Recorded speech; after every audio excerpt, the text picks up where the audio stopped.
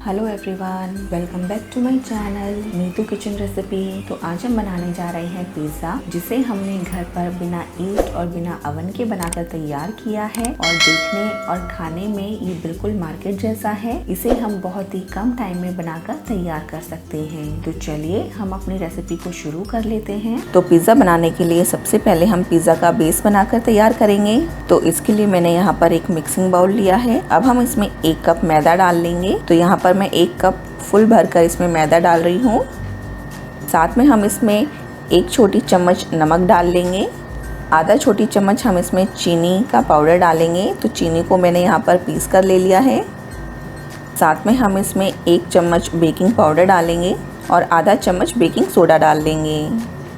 तो अब हम इसमें 4 चम्मच जितना दही डाल लेंगे। तो यहाँ पर दही मैं घर का जमा हुआ फ्रेश ही ले रही हूँ। हमें इसमें ज़्यादा खट्टा दही नहीं डालना है। अब हम इन सारी चीज़ों को एक बार अच्छे से मिला लेंगे। तो यहाँ पर हमने सारी चीज़ों को अच्छे से मिला लिया है। अब हम इसको हाथों से मसलकर इसका डो तैयार करेंगे। तो यहाँ पर हमें पिज़्ज़ा के बेस के लिए डो को ज़्यादा सख्त बनाकर तैयार नहीं करना है। तो अभी हम इसमें पानी वगैरह कुछ भी नहीं डालेंगे। इसे इसी तरह से हाथों से मसलकर अच्छे से मिक्स कर लेंगे। तो यहाँ पर हमने सब चीज़ों को अच्छे से मिक्स कर लिया है। अब हम इसमें थोड़ा थोड़ा पानी ऐड करेंगे। तो यहाँ पर मैं 2 से 3 चम्मच जितना पानी इसमें डाल रही हूँ और इसे अच्छे से मिक्स करके इसका डो तैयार कर लेंगे। तो यहाँ पर हमने पिज़्ज़ा के बेस के लिए डो लगाकर तैयार कर लिया है। अब हम इसके ऊपर 1 चम्मच ऑयल डालेंगे और ऑयल को भी अच्छे से मसल कर डो में मिक्स कर लेंगे। तो यहाँ पर पिज़्ज़ा का डो लगकर तैयार हो चुका है। हमने इसे नरम ही रखा है। अब हम इसको ढककर आधे घंटे के लिए ऐसे छोड़ देंगे, जिससे जो डो है वो हमारा अच्छे से फूल जाएगा और सॉफ्ट हो जाएगा। तो जब तक हमारा डो रेस्ट करता है तब तक हम पिज़्ज़ा पर लगने वाली सब्जियां काट कर तैयार कर लेंगे और जिस कढ़ाई में हम इसे बेक करेंगे उसे प्री हीट होने के लिए रख देंगे। तो यहाँ पर मैंने एक कढ़ाई ले ली है। अब हम इसमें नमक डाल देंगे। तो यहाँ पर मैं 1 कटोरी जितना नमक इसमें डाल रही हूँ। अब हम इसमें एक स्टैंड रख देंगे और इसको ढक देंगे। तो पिज़्ज़ा को हम इसी कढ़ाई में बेक करेंगे। तो इसके लिए हम इसे 10 से 15 मिनट के लिए लो फ्लेम पर अच्छे से प्री हीट कर लेंगे। तो यहाँ पर आधा घंटा हो चुका है। डो भी अच्छे से सेट हो चुका है। हम इसको हाथ से एक बार अच्छे से मसल कर सॉफ्ट कर लेंगे। तो यहाँ पर हमने डो को अच्छे से सॉफ्ट कर लिया है। अब हम इसको एक लोई की शेप दे देंगे। तो पिज़्ज़ा बेस को बेलने के लिए मैंने यहाँ पर थोड़ा सा सूखा मैदा जो होता है उसको मैंने डाल लिया है। अब हम इसके ऊपर लोई रखेंगे और इसे हाथों से इस तरह से दबाते हुए हम थोड़ा सा बड़ा करेंगे। अब हम इसको बेलन की सहायता से बेल लेंगे। तो इस तरह से हम इसे बेलेंगे और जितना बड़ा हमें पिज़्ज़ा चाहिए हम उसी साइज़ का इसको बेल कर तैयार करेंगे। हमें पिज़्ज़ा बेस की मोटाई ज़्यादा नहीं रखनी है, बस हम इसे आधा इंच जितना मोटा रखेंगे और जिस प्लेट में हम पिज़्ज़ा बनाएंगे हम उसके साइज़ का इसको बेल कर तैयार करेंगे। तो यहाँ पर मैंने ये प्लेट ले ली है। हम इसी के साइज़ का पिज़्ज़ा बनाकर तैयार करेंगे। तो यहाँ पर प्लेट में मैंने 1 चम्मच ऑयल डाल लिया है और प्लेट को हम अच्छे से ग्रीस कर लेंगे। अब हम इसके ऊपर पिज़्ज़ा बेस रख देंगे जो हमने बेल कर तैयार किया है और इसे हाथों से इस तरह से दबाते हुए हम थोड़ा सा बड़ा कर लेंगे।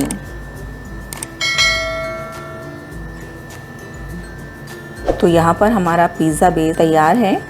अब हम एक फॉक लेंगे और इस फॉक से हम पिज़्ज़ा बेस में छेद करेंगे। तो इस तरह से हम इसमें छेद कर देंगे, जिससे कि जब हम इसे पकाएंगे तो ये फूलेगा नहीं। तो इस तरह से हम पूरे पिज़्ज़ा बेस में छेद कर देंगे।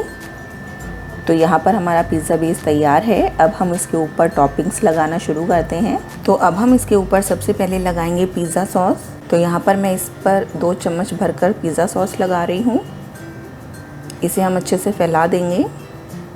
तो अब हम इसके ऊपर डालेंगे चीज़, जिसे मैंने पहले से ग्रेट करके रखा था। तो यहाँ पर खूब सारा चीज़ हमें इस पर डालना है। उसी से जो हमारा पिज़्ज़ा बनता है उसका टेस्ट बहुत अच्छा आता है। अब हम इसके ऊपर लगाएंगे सब्जियाँ। तो यहाँ पर मैं सबसे पहले इसके ऊपर शिमला मिर्च लगा रही हूँ, जिसे मैंने छोटे छोटे पीसेस में काट लिया था।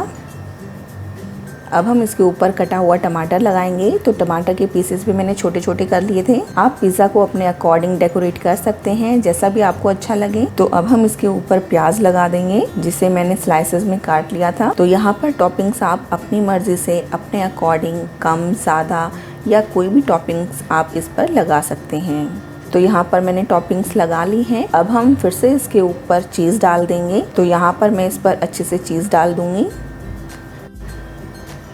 अब हम थोड़ा सा बटर लेंगे और उसे ब्रश की सहायता से पिज़्ज़ा के चारों तरफ लगा देंगे। आप चाहें तो हाथ से भी बटर को पिज़्ज़ा के चारों तरफ लगा सकते हैं। तो यहाँ पर अब हमारा पिज़्ज़ा बेक होने के लिए बिल्कुल तैयार है। तो इसे बेक करने के लिए हमने कढ़ाई को पहले से ही प्री हीट होने के लिए रख दिया था। तो कढ़ाई हमारी अच्छे से प्री हीट हो चुकी है। अब इसे हम संभल कर उसमें रख देंगे। पिज़्ज़ा को हम 15 से 20 मिनट के लिए लो टू मीडियम फ्लेम पर बेक करेंगे। आप 20 मिनट के बाद इसे एक बार चेक कर सकते हैं। अगर पिज़्ज़ा अच्छे से बेक नहीं हुआ है तो आप इसे 5 मिनट के लिए और बेक कर लें। तो यहाँ पर 20 मिनट हो चुके हैं। पिज़्ज़ा को हम चेक कर लेते हैं। तो यहाँ पर आप देख सकते हैं कि जो पिज़्ज़ा है वो हमारा बनकर तैयार हो चुका है और जो उसके ऊपर हमने चीज़ डाली थी वो भी अच्छे से मेल्ट हो चुकी है। तो अब हम गैस का फ्लेम बंद कर देंगे और इसे बिल्कुल ध्यान से बाहर निकाल लेंगे। तो आप देख सकते हैं कि कितना डिलीशियस पिज़्ज़ा बनकर तैयार हुआ है। ये देखने में बहुत ही सुंदर लग रहा है। तो पिज़्ज़ा को कढ़ाई से निकालने के बाद हम इसे 3 से 4 मिनट के लिए ठंडा होने देंगे, क्योंकि जो प्लेट है वो भी काफ़ी गर्म है। तो अब हम इसके ऊपर डाल लेंगे चिली फ्लेक्स, साथ में हम इसके ऊपर डाल लेंगे ऑरिगेनो और थोड़ा सा मैं इसके ऊपर डाल रही हूँ पिज़्ज़ा सीजनिंग।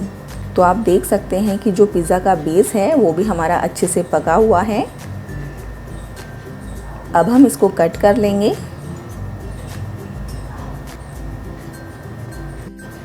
तो यहाँ पर मैंने पिज़्ज़ा को कट कर लिया है। मैंने इसे 4 स्लाइसेस में ही कट किया है।